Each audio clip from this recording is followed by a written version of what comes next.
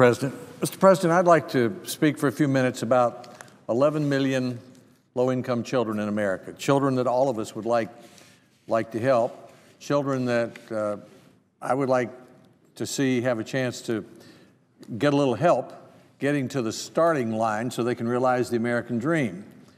I'm talking about the children who we help with a federal education program called Title I. It's the largest of our federal education program. It spends $14.5 billion a year. The express purpose of it is to help the children in those schools across our country. The problem is, and I'll detail the problem in just a minute, that the money's not going to help those children. It's being diverted for other purposes.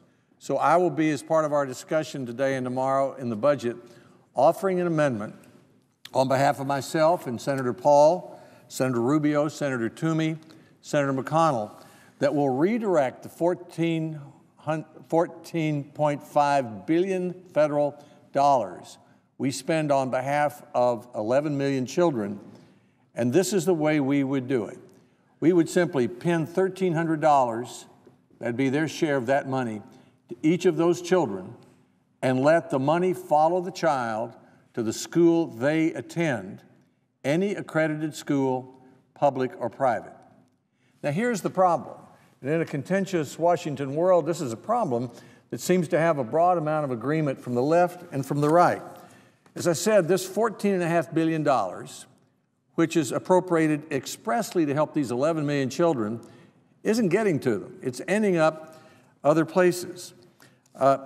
It's distributed by a complicated federal formula that's generally based on the percentage of or number of low-income children in a particular school district and the average per pupil expenditure in the state. Now here's what happens. What happens, the money largely follows the teachers' salaries. And to get right to the bottom line, the children in wealthier districts are usually taught by teachers who earn higher salaries. And the children in poor districts are usually taught by the teachers who earn lower salaries. So a lot of the Title I money ends up in the schools with more of the wealthier children instead of the schools with the poorer children.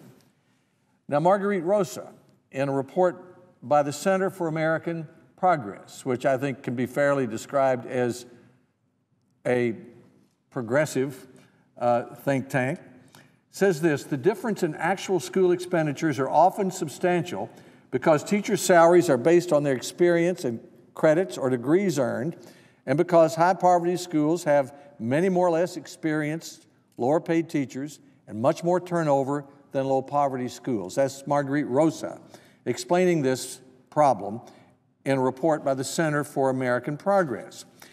She goes on to say, in Baltimore, for example, when teachers at one school in a high-poverty neighborhood were paid an average of $37,618, at another school in the same district, the average teacher's salary was $57,000.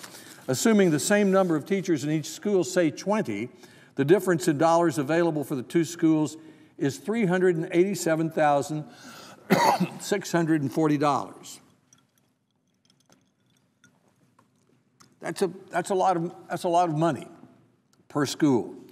So under federal formula, that's considered, quote, comparable or fair, so that the poor school is essentially stuck with newer, less expert teachers.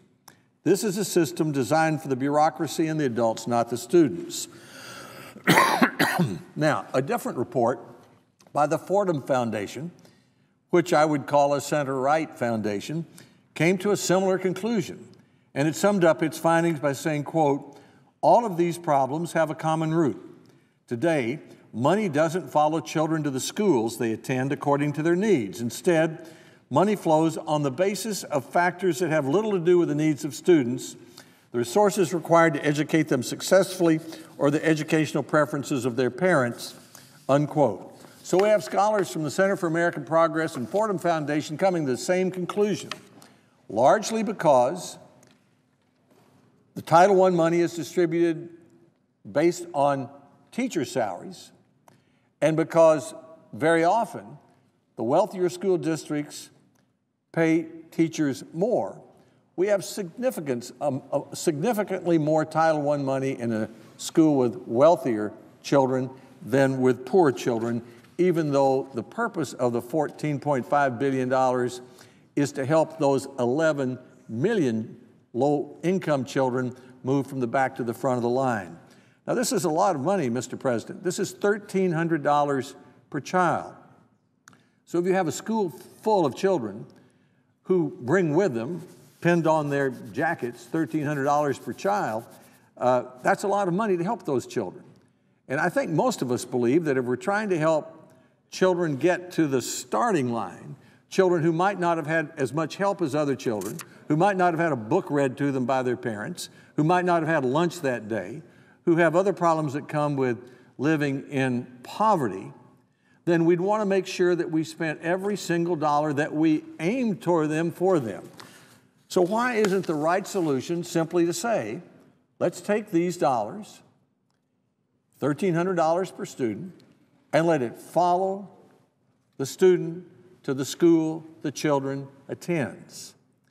Now, that means almost all that money would go to public schools because children are assigned. We have 100,000 public schools in the country, but children are usually assigned to public schools. Sometimes they may choose a public school. That's a matter of state law. This wouldn't interfere with that at all.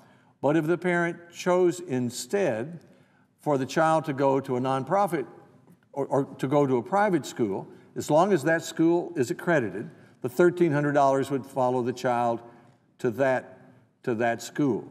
Now, some may say, well, that sounds a little different than the way we do it now. It is a little different, but the main difference is that the money follows the child. It's not different that we spend public money in private schools. We even do that with Title I money by providing services to children who go to private schools under a formula in the federal law. And we have long experience, dating back to World War II, with public money following college students to community colleges, to universities, and even after World War II, to high schools. The GI Bill followed the veteran to the school they needed to go to, whether it was the University of Tennessee or whether it was Notre Dame or whether it was Yeshiva or whether it was any other school, as long as it was an accredited school. And of course, in our system of education, I think we would all agree that where we've had the greatest success is with higher education for a variety of reasons.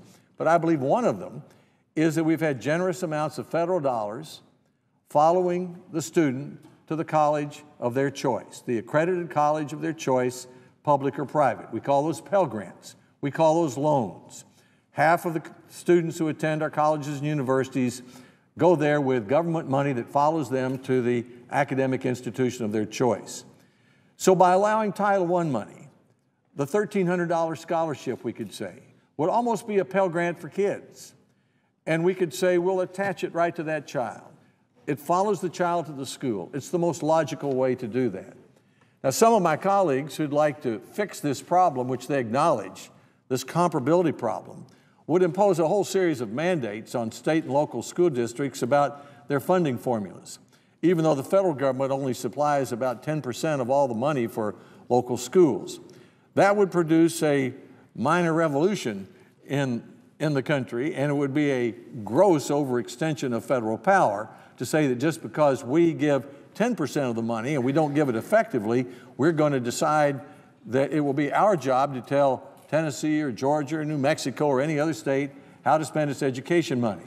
The simple, logical way to solve the problem that the left and the right agree on is to let the $14.5 billion follow each of the 11 million children to the school they attend. Then we could make sure that the taxpayers' dollars are being used in the most effective way to help these low-income children have the single best opportunity they can have to get a leg up or to get to the starting line on reaching the American dream, and that is a good education and the best possible school. So, Mr. President, I thank you for the time. I look forward to introducing the amendment in this budget session, and I look forward, as the ranking member of the Health and Education, Labor and Pensions Committee, to working with Senator Paul, Senator Rubio, Senator Toomey, Senator McConnell, and hopefully a number of my Democratic colleagues to solve this problem of the misallocation of Title I money. Let's do the simple, logical thing. Let it follow low-income children to the school they attend. I thank the President. I yield the floor.